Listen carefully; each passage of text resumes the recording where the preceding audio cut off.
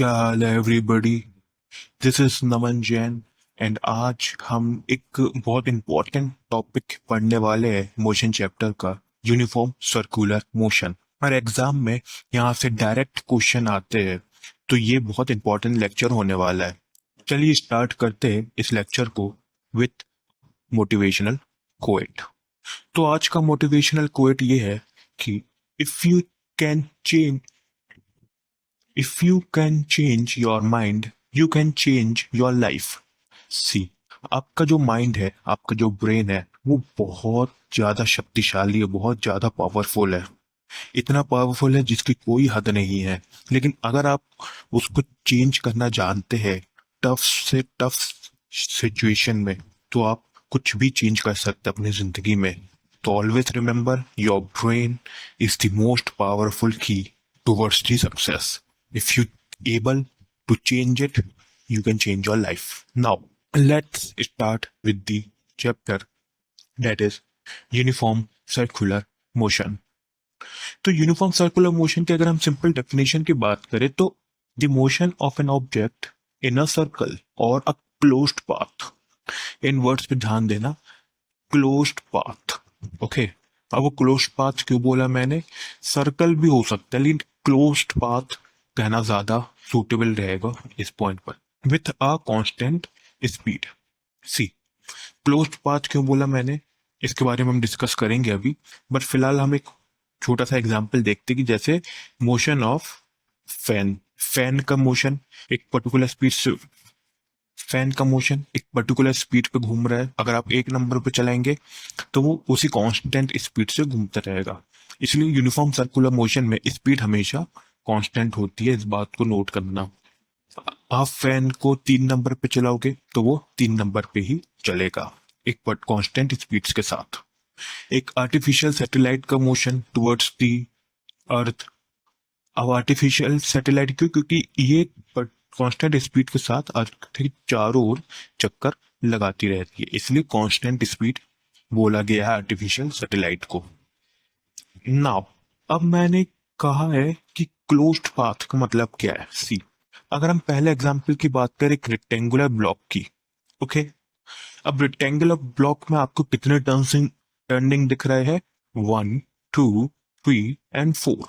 4 turnings है, मतलब कि क्या हुआ, 4 बार टर्न करेगा। ऐसे ही ये हेक्सागोनल ट्रैक में कितने टर्निंग्स होंगे? 6, 1, 2, 3, 4, 5 एंड 6। ऑक्टागोनल शेप में 8 टर्निंग्स होंगी। बट सर्कुलर ट्रैक में क्या होगा? सर्कुलर ट्रैक में इनफाइनाइट टर्निंग्स होंगी। 1, 2, 3, 4 भी नहीं, पूरी की पूरी इनफाइनाइट। अब वो कैसे होगा? Let's take an example. उससे पहले कि ये नोट देखते हैं, क्योंकि ये इंपॉर्टेंट नोट है कि जब कभी भी आपका ऑब्जेक्ट सर्कुलर मोशन में होगा तो वो एक्सेलरेट करेगा।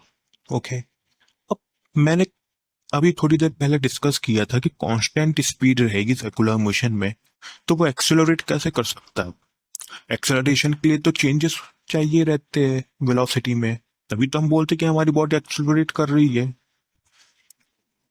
तो यहाँ पे एक इंपॉर्टेंट पॉइंट ये होता है कि जब आपका ऑब्जेक्ट सर्कल में मूव करता है ना, जब आपका ऑब्जेक्ट ऐसे सर्कुलर पाथ में मूव करता है ना, तो वहां पे कॉन्स्टेंटली चेंजेस होते हैं उसके डायरेक्शन में।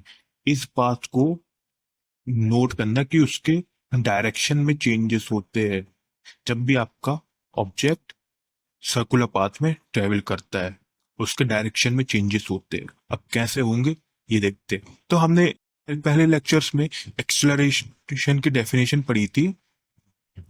तो हमने पिछले लेक्चर्स में एक्सेलरेशन की डेफिनेशन पढ़ी थी। क्या होता है कि changes in the velocity, velocity में चेंजेस होंगे तो आपकी बॉडी एक्सेलरेट करेगी। अब इधर चेंजेस कैसे होंगे? चेंजेस कैसे होंगे कि या तो आपके स्पीड में चेंज हो या तो डायरेक्शन में चेंज हो। अब स्पीड तो आपकी कांस्टेंट है, तो यहाँ पे तो वो फैक्टर अप्लाई होगा नहीं, लेकिन डायरेक्शन में होगा, डायरेक्शन चेंजेस होंगी। अब इसको बहुत ध्यान से समझते हैं अपन कि कैसे सब होगा, कि डायरेक्शन कैसे पॉइंट टू पॉइंट और कॉन्टिन्यूसली चेंज करेगी। ओके, सी, ये आपका एक ऑब्जेक्ट है जो कि सर्कुलर पार्ट में तो इस तरीके से ट्रेवल कर रहा है, ये उसका मोशन का डायरेक्शन है। ठीक है। अब अगर मैं एक लाइन ड्रॉ करूं, इसकी जो सरकमफेरेंस है ना, इससे टच करते हुए किसी भी पॉइंट पे एक लाइन ड्रॉ करूं, सपोज इस पॉइंट से मैंने एक लाइन ड्रॉ करी ऐसे, या फिर इस पॉइंट्स पर रख के मैंने एक लाइन ड्रॉ करी है ऐसे, बस सरकमफेरेंस को टच करते हुए इस लाइन को ड्रॉ करना है। इस चीज को हम कहते हैं टेंजेंट। TENGENT।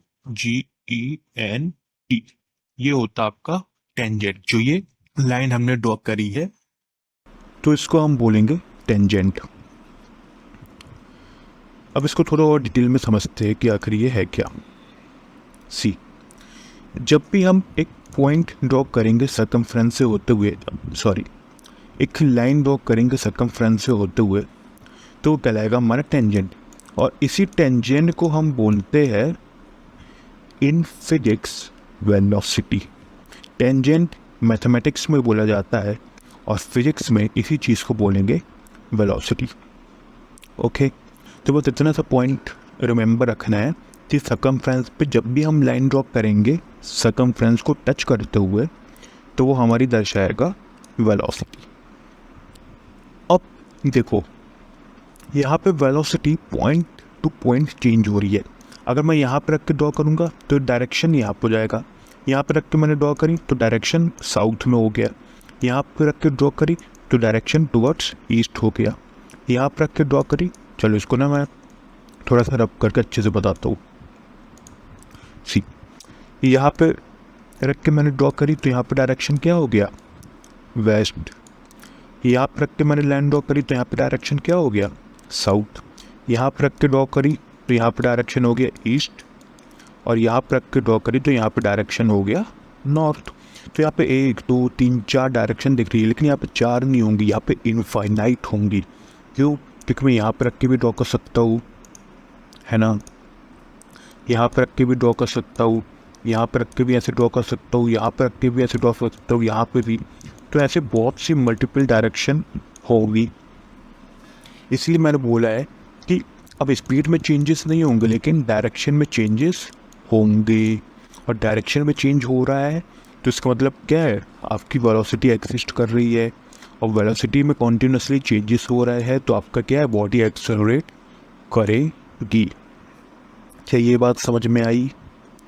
नहीं आई है तो एक बार मेरे को कमेंट सेक्शन में बताना, मैं और इसको एक्सप्लेन करने की कोशिश करूँगा नेक्स्ट वीडियो लेक्चर में। ओके, हालांकि मैंने इसको बहुत ईजीएस्ट वे में समझाने की कोशिश करी है। एक बार और आप इस लेक्चर को देखिएगा तो अच्छे से चीज़ें समझ में और आ जाएंगी। क्योंकि आप ये फर्स्ट टाइम पढ़ रहे हैं तो हो सकता है थोड़ी सी प्रॉब्लम जाए, बट बहुत इजी है ये चीज़। तो अब इस पिक्चर को ऑब्जर्व करो। ये जो हमारी रेडियस होती है ना, ये वाली, सर सेंटर से यहाँ से, ये क्या हमारी रेडियस है।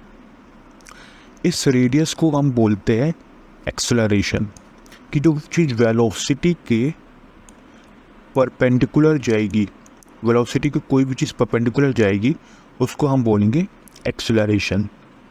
ओके, जैसे कि यहाँ पे वेलोसिटी का डायरेक्शन ये है टुवर्ड्स वेस्ट, तो इसके परपेंडिकुलर नीचे साइड ड्रॉ करोगे ये, तो यहाँ पे क्या जाएगा, ये होगा आपका एक्सेलरेशन। ओके, बस यहाँ पे इतना ये इम्पोर्टेंट नहीं है, बस कंसेप्ट समझाने के लिए मैं बता रहा हूँ ताकि आपको हर एक चीज़ अच्छे से समझ में आए। सी, इस पिक्चर में और अच्छे से क्लियर होगा कि ये ग्रीन वाली लाइन आपकी डायरेक्शन ऑफ मोशन है, ब्लू लाइन आपका एक्सेलरेशन बताएगा, और जो रेड लाइन है ये वेलोसिटी बताएगी। ठीक है। सी, इस टाइप के एक्सेलरेशन को हम बोलते हैं सेंटीपिटल एक्सेलरेशन। जब भी आपके सर्कुलर मोशन में एक्सेलरेशन होंगे तो उसको सेंटीपिटल एक्सेलरेशन बोला जाता है। तो सेंटीपिटल एक्सेलरेशन की डेफिनेशन क्या होगी, when an object moves in a circular direction the force acting towards the centre is called centripetal acceleration. Okay, तो ये कार है जो सर्कुलर पाथ में मूव कर रही है, डायरेक्शन ऑफ द मोशन ये होगा, कार की वेलोसिटी इस तरफ जा रही है, ऑब्वियस सी बात है ना, आपको ये सर्कुलर में ऐसा मूव कर रहा है तो वेलोसिटी ऐसी जाएगी, ये ऐसे ऐसे मूव कर रहा है तो वेलोसिटी ऐसे जाएगी, तो इसकी वेलोसिटी इस डायरेक्शन में और एक्सेलरेशन परपेंडिकुलर होगा वेलोसिटी के, दैट इज रेडियस की इक्वल। अंडरस्टैंड? इस चीज़ को हम बोलते हैं सेंटीपिटल एक्सेलरेशन। तो इस चैप्टर में बस इतना ही है।